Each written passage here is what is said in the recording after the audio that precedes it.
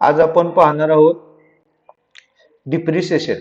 Depreciation म्हणजे काय हे आपण लास्टला पाहिलं होतं. डिप्रिसिएशन म्हणजे काय की एखाद्या वस्तूचा घसारा, घसारा म्हणजे झीज.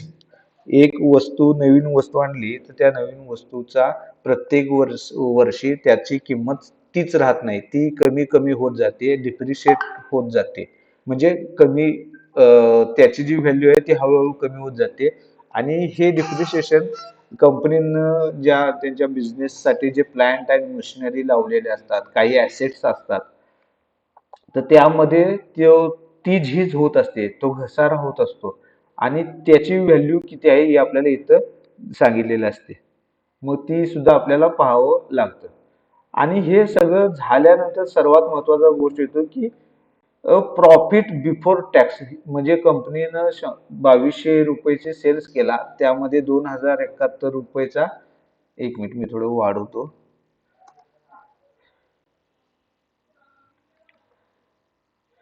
कंपनीचा सेल्स 2209 रुपयाचा आहे, त्यामध्ये एक्सपेन्सेस 2071 रुपये. आणि हे केल्यानंतर कंपनीला ऑपरेटिंग प्रॉफिट 138 कोटीचा झाला. आणि तो ऑपरेटिंग पर्सेंटेज मध्ये काढला तर 6%. त्याशिवाय कंपनीला 14 कोटीचं अदर इन्कम झालं, म्हणजे ऑपरेटिंग प्रॉफिट प्लस 14 हे झालं कंपनीला मिळालेला फायदा. आणि त्यामधून 26 कोटी हा व्याज दर कमी होईल, जो व्याजाची रक्कम कंपनीला बँकेला द्यावी लागली आहे, तो व्याज दर कमी होईल. आणि डिप्रिशिएशनचे 37 कोटी हे कमी झाल्यानंतर कंपनीला जो शिल्लक राहिलेला आहे टॅक्स देण्यापूर्वी प्रॉफिट झालेला आहे तो 89 कोटी आहे. आणि हा टॅक्स, हा 89 कोटी जो फायदा आहे हो, त्या फायद्यामधून कंपनीला अजून टॅक्स पेड करायचा आहे. आणि जो टॅक्स दिल्यानंतर आता त्या वर्षी टॅक्स कंपनीला किती लागले की 32%चा टॅक्स द्यावा लागला. म्हणजे 89%, 89 कोटी पैकी 32% जो व्हॅल्यू आहे, जी अमाऊंट आहे, ती कंपनीला सरकारकडे टॅक्सद्वारे जमा करावी लागली. आणि ती जमा केल्यानंतर कंपनीकडे नेट प्रॉफिट म्हणजे कंपनीला मिळालेलं ऍक्च्युअल प्रॉफिट आहे, तर ते 60 कोटीचं मिळालं. मग आपल्याला काय बघायला पाहिजे की एंड ऑफ द डे सगळ्यात शेवटी कंपनीला प्रॉफिट किती रुपयाचं झाले. सगळ्यात महत्वाचं sales, expenses, operating profit, profit margin ह्या गोष्टी आहेतच. परंतु कंपनीला, कंपनीच्या खिशामध्ये किती रुपयाचा प्रॉफिट चाललाय हे पाहणं सर्वात महत्वाचं आहे. मग आता 2012 रोजी किती रुपयाचा प्रॉफिट झाला, नेट प्रॉफिट 60 कोटीचा झाला. 2013 रोजी 94 कोटीचा झाला. मग असा जो प्रॉफिट आहे तो प्रॉफिट वाढत जायला पाहिजे आहे. मग आपल्याला याचाच आणि परत घेऊन काय करायला लागेल की याचा परत एक ग्राफ तयार करायला लागेल.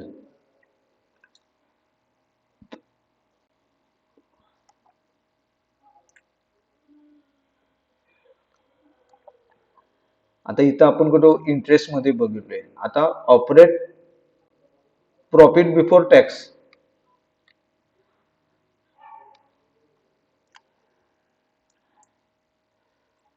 आपण इथे डायरेक्ट एक घेऊया, नेट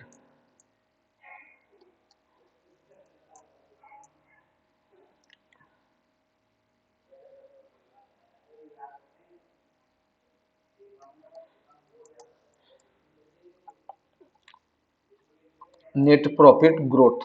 ग्रोथ म्हणजे काय की पहिल्या वर्षी 60 कोटी होतं, त्यानंतर 94 कोटी वजा 60 कोटी भागिले 60 कोटी पर्सेंटेज म्हणजे 56%चा प्रॉफिट मध्ये वाढ झाली पाठीमागच्या वर्षीपेक्षा. आपण ते राऊंड फिगर 57% करूया. आणि नेट प्रॉफिट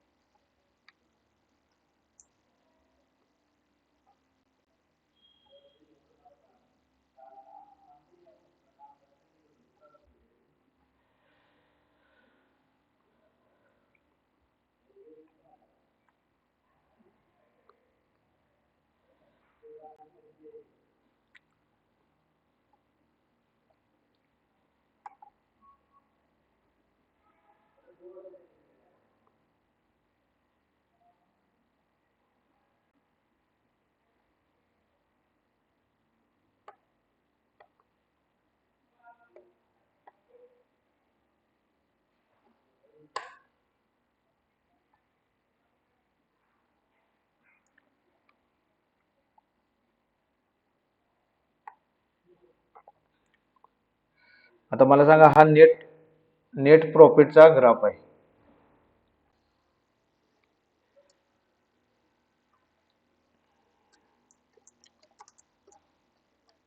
नेट प्रॉफिटचा हा ग्राफ बघून आपल्याला काय समजलं का? या स्टॉक बद्दल आपल्याला काही माहिती मिळते का? कंपनी चांगली आहे काय वाईट आहे असं आपलं काही मत तयार होते का हे बघून?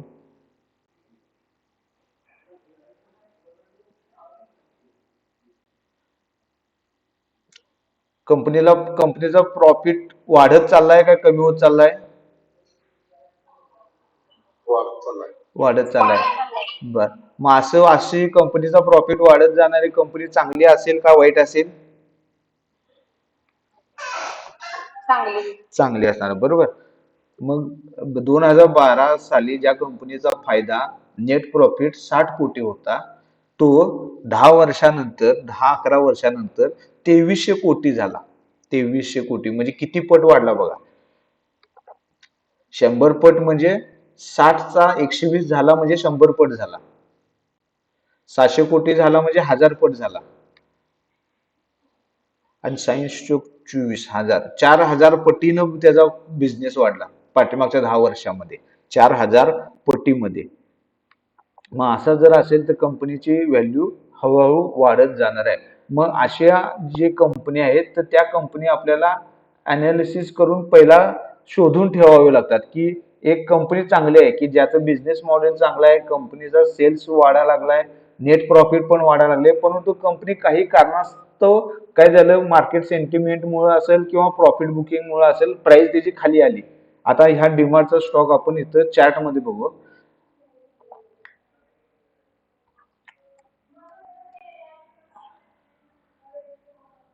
आता बघा, डीमार्टचा हा 2012 पासूनचा चार्ट लावतो.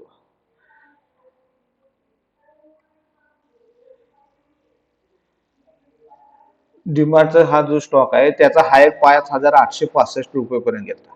म्हणजे ज्या स्टॉकची किंमत 5865 म्हणजे राऊंड फिगर आपण बोलूया 6000 रुपये पर्यंत गेली होती, आणि काही कारणास्तव ती प्राइस आपल्याला परत 3000 रुपये पर्यंत आली. 3200 म्हणजे 50%, 45% राऊंड फिगर काय झाली, प्राइस खाली आली. मग अशा जर आपल्याला माहिती असेल की ह्या कंपनीचं फंडामेंटल इतकं चांगलं आहे, प्राइस सेल्स वाढायला लागलाय आणि नेट प्रॉफिट वाढायला लागलाय, आणि त्याच कंपनीची शेअरची किंमत 45% 40% कमी झालेली आहे, मग अशा कंपनीमध्ये आपण इन्व्हेस्टमेंट करायला आपल्याला भीती वाटेल का?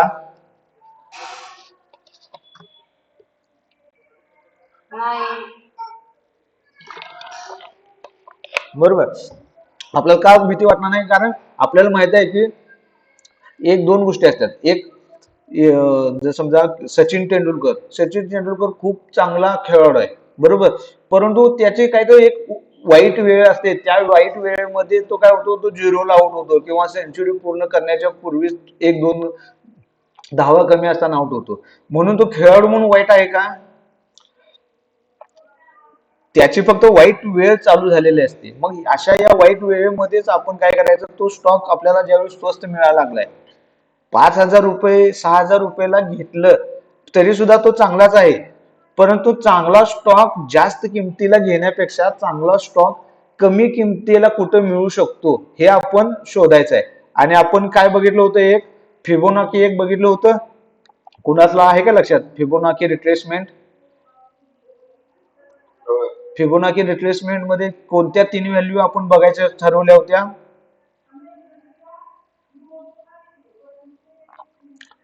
38%, 50% आणि 61%.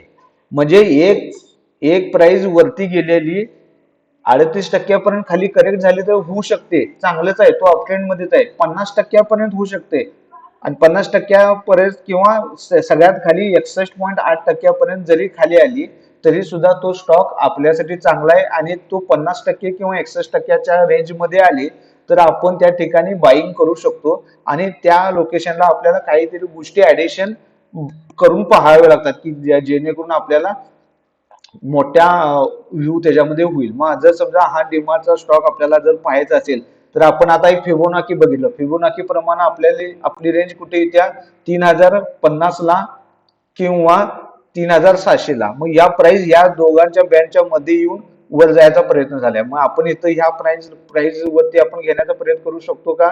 जर समजा आपल्याला आता प्राइस वरती गेल्या माहितीये, परंतु ही जर वरती गेली नसती तर ह्या दोन लेवल मध्ये प्राइस आली तर आपण घेण्यासाठी प्लॅन करून बसलो असतो तरी आपल्याला चांगलं झालं असतं. शिवाय आपण अनेक काय गोष्टी पाहिलं असतो. Fixed volume profile. आता मी हे का परत सांगवले, कारण मला असं वाटायला लागले की तुम्ही प्रॅक्टिस न केल्यामुळं काय काय गोष्टी बघायच्या हे पूर्णपणे विसरलाय असं मला जाणवा लागलंय. आपण काय बघणार मग? फिक्स्ड व्हॉल्यूम प्रोफाईल बघणार. फिक्स्ड व्हॉल्यूम प्रोफाईल कुठं आहे? 2400 रुपयाला आहे. परंतु इथं अनेक गोष्टी बघा. इथं फिक्स्ड व्हॉल्यूम इथं आहे 2400 रुपयाला, परंतु ह्या रेंज मध्ये व्हॉल्यूम आता सध्या वाढायला लागलाय. आणि जर आपण याच कमी टाइम फ्रेम मध्ये जाऊन बघितलं,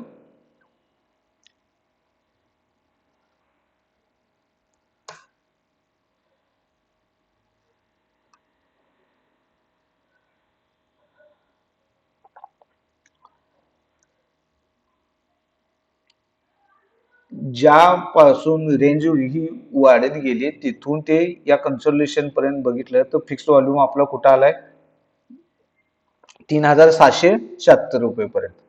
म्हणजे इथं सुद्धा आपण घेऊ शकतो. दोन गोष्टी आपल्या कन्फर्मेशन झाल्या. आणि आणि कोणती गोष्ट आपण कन्फर्मेशन साठी बघितली असती? प्राइस ऍक्शन तर झालंच. प्राइस ऍक्शन मध्ये आपल्याला माहिती झाले की ट्रँगलचा ब्रेकआउट झालाय, आपण घेऊ शकतो. चार्ट पॅटर्न आपलं झाले, व्हॉल्यूम प्रोफाईल आपला झाला, फिबोनाची आपली रिट्रेसमेंट झाली, volume profile O B V on balance volume एक आता बघायला लागेल ऍडिशनल. आता मला सांगा, ही प्राइस इथून इथून प्राइस 6000 रुपये पर्यंत गेली त्यावेळी जो व्हॉल्यूम वाढला, आणि तो वाढलेला व्हॉल्यूम ज्यावेळी प्राइस तिथून 40-45% खाली आल्यानंतर तो व्हॉल्यूम तितक्या प्रमाणात खाली आलेला नाहीये.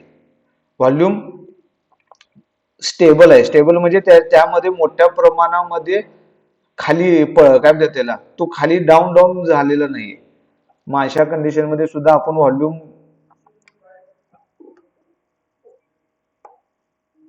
व्हॉल्यूमच्या आधारावरती सुद्धा इथं ट्रेडिंग घेऊ शकतो. मग अशा पद्धतीनं मल्टिपल गोष्टीचा आपल्याला काय करायला पाहिजे, इथं रेफरन्स घ्यायला पाहिजे.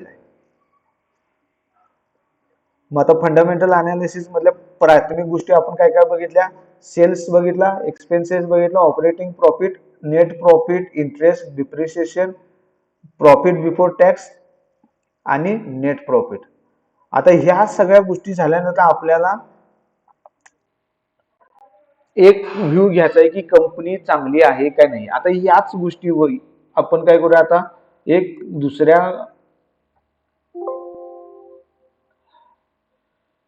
एका दुसऱ्या स्टॉक वरती सेम अनालिसिस करूया. एखाद्या स्टॉकचं नाव सांगा.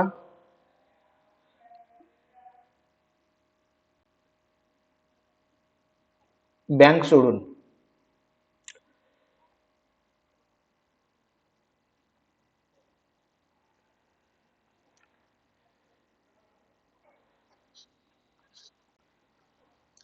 हॅलो. आता पण बघूया, आता तुम्ही सांगू पर्यंत. लुपिन. लुपिन हा स्टॉक फार्मा सेक्टर मधील आहे. आता हेच आपल्याला नेट प्रॉफिट,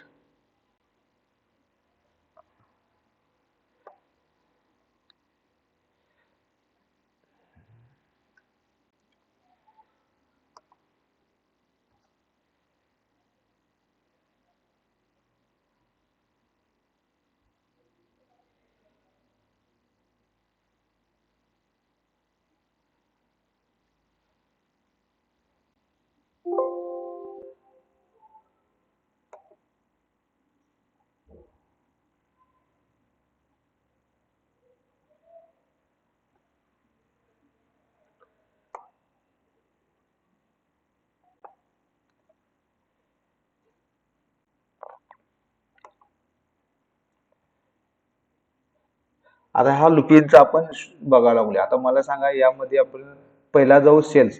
सेल्सचा आकडा काय सांगतोय आपल्याला सांगा. सेल्स चांगला आहे काय वाईट आहे? 2012 साली सेल्स जो होता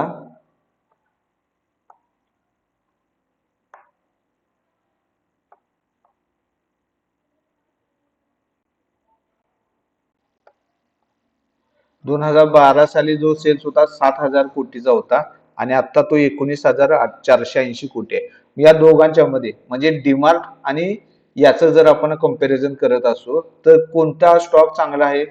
लुपिन चांगला आहे का डीमार्ट चांगला आहे? हा डीमार्टचा आहे, सॉरी हा लुपिनचा आहे.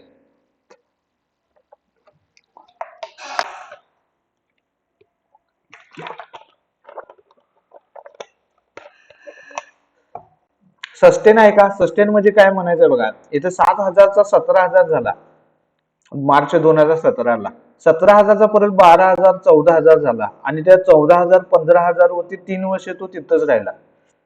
म्हणजे सेल्स ग्रोथ बघा, ही जी सेल्स ग्रोथची जी लाईन आहे तर ती वरून खाली आली, डाऊन ट्रेंड टू सस्टेन आहे साइडवेज मध्ये. जी या ठिकाणी बघितले तर सस्टेन टू वरच्या बाजूला वाढत गेलेली आहे थोडी. मग सेल्स ग्रोथ दोघांचं कंपॅरिझन केलं तर या लुपिनच्या स्टॉकचा सेल्स ग्रोथ कंपॅरेटिव्हली थोडा कमी आहे. त्यानंतर ऑपरेटिंग प्रॉफिट बघितलं तर ऑपरेटिंग प्रॉफिट कमी कमी होत चालले. 28% प्रॉफिट होता हायेस्ट आणि 28% ऑपरेटिंग प्रॉफिट पासून तो 10% आणि 17% प्रॉफिट वरती काम करायला. म्हणजे कंपनीला 100 रुपयाची वस्तू विकल्यानंतर पूर्वी म्हणजे 2015 साली 28% प्रॉफिट होत होता. तो 28% प्रॉफिट कमी होत होत एक वेळी तो 10%वरती आला, 1%वरती आला आणि आता कंपनी 17% ऑपरेटिंग प्रॉफिट वरती काम करायला लागली.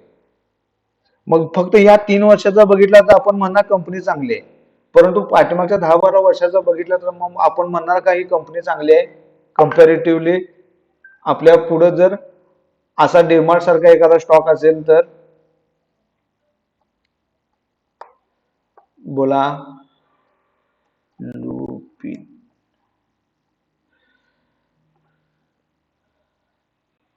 लक्षात येते का मी काय सांगण्याचा प्रयत्न करालोय ते? म्हणजे एक गोष्टी बघा, आपण एका स्टॉकचं अनालिसिस केलं की डीमार्ट चांगला आहे, पण डीमार्ट एकच स्टॉक चांगला आहे का असं आपल्याला बघायचं आहे. म्हणजे त्याच्यापेक्षा दुसरे चांगले कोणते स्टॉक आहेत का? आणि जर तेच डीमार्ट पेक्षा चांगले स्टॉक असतील तर ते आपण घेण्याचा प्रयत्न करायचा. आणि जर मिळाले नाही तर मग डीमार्ट आपल्यासाठी चांगला आहे, परंतु ते कशात समजणार कधी? वेगवेगळे स्टॉक आपण कंपॅरिझन केलं तर आपल्याला समजणार. आता बघा, अदर इन्कम कंपनीचा प्रॉफिट, कंपनीचं जे ऍक्च्युअली प्रॉफिट मार्जिन होतं त्यापेक्षा इतर इन्कम होतं त्यामधूनच पैसा जास्त येत होता आला 2022 साली. इथं एका ठिकाणी तो मायनस मध्ये गेला. त्यामुळे इथं हा स्टॉक सुद्धा या ऑपरेटिंग अदर इन्कम मध्ये फेल होतोय. सेल्स इंटरेस्ट कंपनीने कर्ज घेतलेले आहेत, ज्या कंपनीला 0.49 इतका टॅक्स व्याज द्यावा लागत होता तो एकेकाळी 2-2.5% 2.36% वाढला. टक्के नाही, हे गुणोत्तर आहे. 2.36 पर्यंत वाढलं आणि त्यानंतर ते थोडं कमी होऊन आता 1.6 आहे. परंतु कंपॅरेटिव्हली त्याचा ट्रेंड बघितला तर तो काय वाढत गेलेला आहे.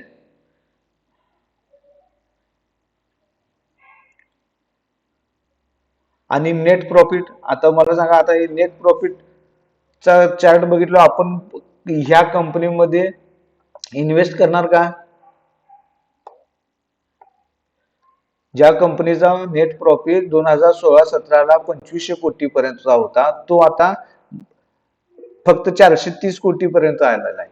म्हणजे कंपनीचं ऑपरेटिंग प्रॉफिट कमी आहे, सेल्स कमी व्हायला लागलाय, कंपनीवरती कर्ज जास्त आहे आणि या सर्व गोष्टीमुळं कंपनीचा नेट प्रॉफिट हा कमी कमी होत चाललाय. मग जी कंपनी पैसा मिळवत नसेल,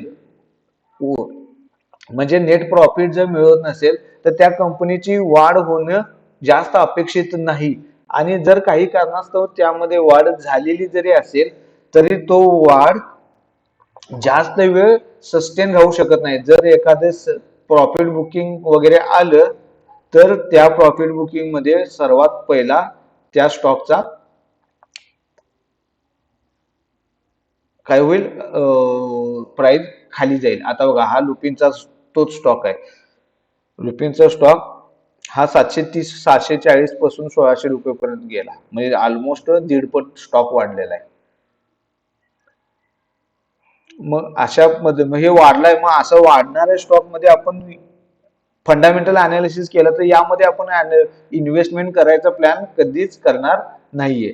यापेक्षा मग आपण काय करणार की डीमार्ट सारखा स्टॉक जो चांगला वरून खाली करेक्ट झालेला आहे 30-40%, तर त्यामध्ये आपण इन्व्हेस्टमेंट करायचा प्लॅन करणार. आणि या गोष्टीसाठीच आपल्याला काय करायचं आहे, फंडामेंटल अनालिसिसचा उपयोग करायचा आहे. मग आपल्याला या सर्व गोष्टी तर बघायच्या आहेतच, परंतु आता काही जणांना या ग्राफद्वारे या गोष्टी पाहता येणं शक्य होणार नाही किंवा जमणार नाही. हे लगेच असं कॉपी पेस्ट करण्यासाठी काहींच्याकडे हे डेस्कटॉप नसेल किंवा काहींना हे एक्सेल वापरण्यासाठी समजत नसेल.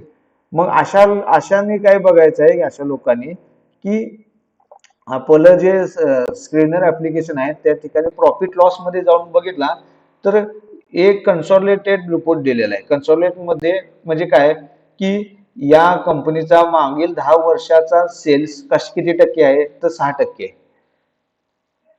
म्हणजे आपल्याला ज्या गोष्टी बघायच्या आहेत त्या इथं एक समराइज रिपोर्ट दिलेला आहे की कंपनीचा सेल्स ग्रोथ कसा आहे, की 10 वर्षाचा सेल्स ग्रोथ 6%, 5 वर्षाचा 1%, 3 वर्षाचा आहे 3%, आणि आता म्हणजे या पाठीमागच्या वर्षामध्ये टिल टू मंथ मध्ये 21%चा आहे. म्हणजे काय झालं की सरासरी या कंपनीचा जो सेल्स ग्रोथ आहे तो 5 वर्षापासूनचा 1% ते 3% आहे, चालूचा. आणि सगळ्यात पाठीमागच्या 10 वर्षाचा 6% आहे. मग अशा कंपनीमध्ये आपण इन्व्हेस्टमेंट करायचा प्लॅन करू शकत नाही. सेल्स ग्रोथ हा किमान किमान 10%च्या वरती वाढत गेला पाहिजे, आणि तो शेवटच्या 5 वर्षाचा किमान 5 वर्षाचा जो सेल्स ग्रोथ आहे तो 10%च्या वरती गेला पाहिजे. म्हणजे आपण आता इथं डीमार्टलाच ओपन करून बघूया.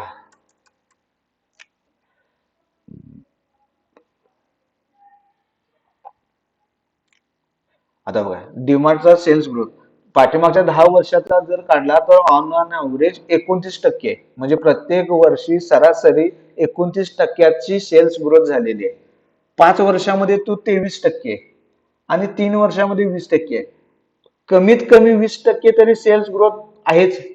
मग असं जर असेल तर कंपनीचा बिझनेस सातत्याने वाढ होत चाललेला आहे, असा आपल्याला एक समराइज्ड रिपोर्ट, समराइज म्हणजे एक सारांश रिपोर्ट आपल्याला इथं मिळतोय.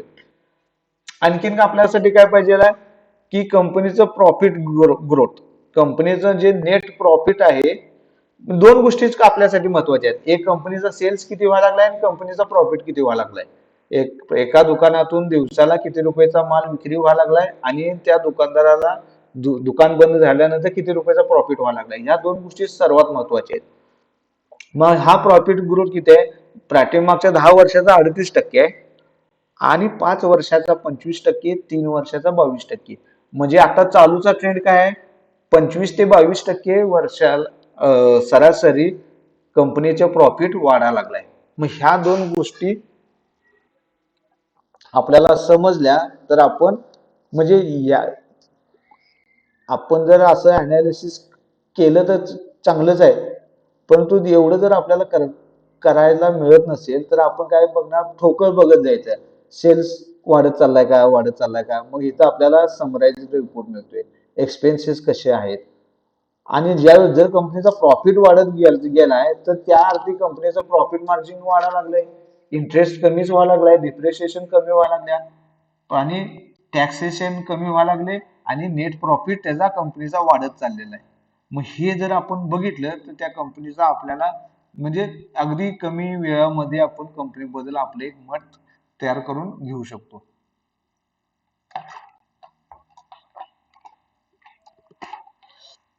कुणाला काय शंका आहे का? आजचा आपला हा टॉपिक इथं संपतोय.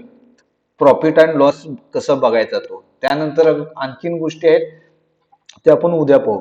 आता जे आतापर्यंत पाहिलं आहे त्यामध्ये आणि आज जे पाहिले त्यामध्ये कोणाला काही शंका असेल तर विचारा.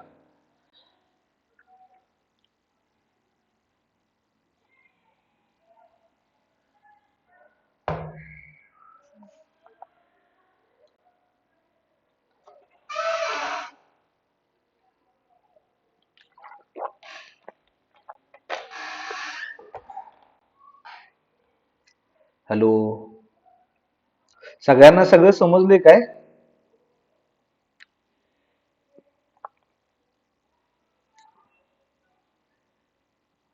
नाही अजून. हा, मग काय समजलं नाही ते तर सांगा की. मला कसं समजणार? मी तेच विचारायला लागलोय. कुणाला काही समजलं नाही हे सांगा.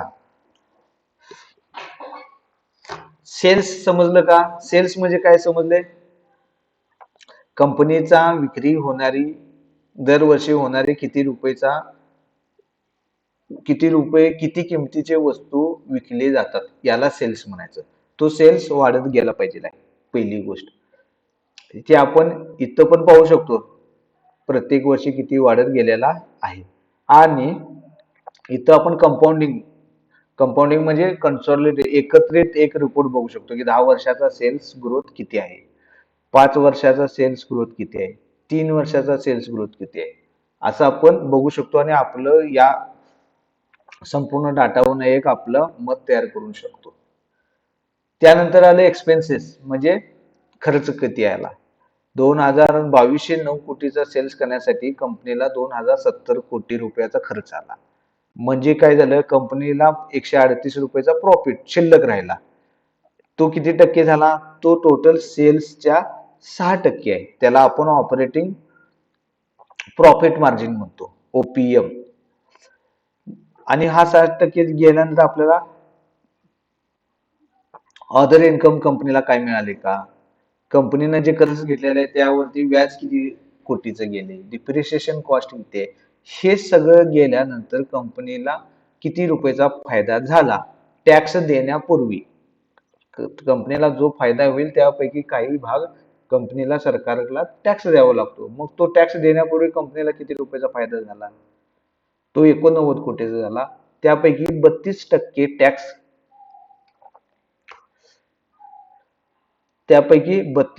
टॅक्स हे कंपनीला द्यावा लागला.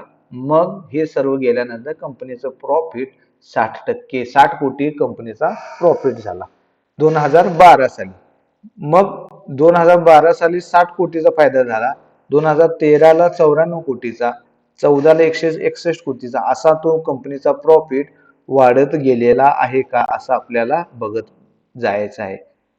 आणि आता कंपनीचा प्रॉफिट किती आहे? मग त्या ठिकाणी ठिकाणी कंपनीचा प्रॉफिट कमी झालेला पण दिसेल, काही ठिकाणी खूप जास्त वाढलेला दिसेल. मग त्या पाठीमागची कारण काय असू शकतात हे पण आपल्याला शोधावं लागेल. आणि मग शेवटी आपल्याला काय, कंपाऊंडिंग दोन गोष्टी महत्वाच्या आहेत. कंपनीचा प्रॉफिट सेल्स किती झाला आणि कंपनीचा प्रॉफिट किती झाला, आणि या दोन गोष्टीवरती आपण आपल्या त्या स्टॉक बद्दल आपण आपलं मत तयार करायचं आहे. आणखीन कुणाला काही शंका आहे आता आणि सांगितल्यामध्ये?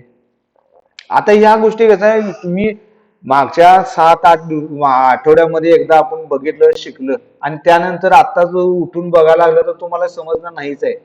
मी किती पण इथं सांगण्याचा प्रयत्न केला तरी पण तुम्हाला उद्या परवा आणि तुम्ही ते अभ्यास केला नाही, तुमच्या सरावामध्ये ते असे नसलं तर तुम्ही परत ज्यावेळी तुम्हाला हा विषय येईल त्यावेळी तुम्ही ब्लँक असणार आहे, किंवा तुम्हाला त्यामध्ये मुद्दा समजेल परंतु त्यामधला महत्वाचा पॉइंट काय काय आहे हे समजणार नाही. हळूहळू ते तुम्ही म्हणजे कमी कमी होत जातं जे तुम्ही शिकायला लागलाय ते.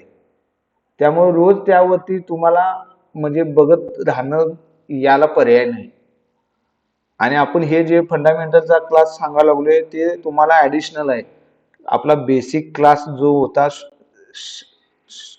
टेक्निकल अनालिसिसचा तो आपला कंप्लीट झालाय. ह्या गोष्टी शिकला तर तुम्हाला आणि चांगल्या पद्धतीनं स्टॉक मार्केटमध्ये काम करायला मिळेल, या उद्देशाने आपण हा क्लास करायला लागलोय आणि तुमच्याकडून प्रतिसाद चांगला मिळाला तरच तो आपण पुढे कंटिन्यू करणार आहोत.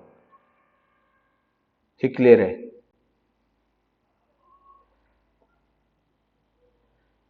मग किती जणांनी हे स्क्रीनर ऍप्लिकेशन डाउनलोड केलेलं नाहीये? मोबाईलवरती स्क्रीनर ऍप्लिकेशन डाउनलोड करा असं पण आपण एकदा चर्चा केली होती. मी नाही केलं अजून. बर.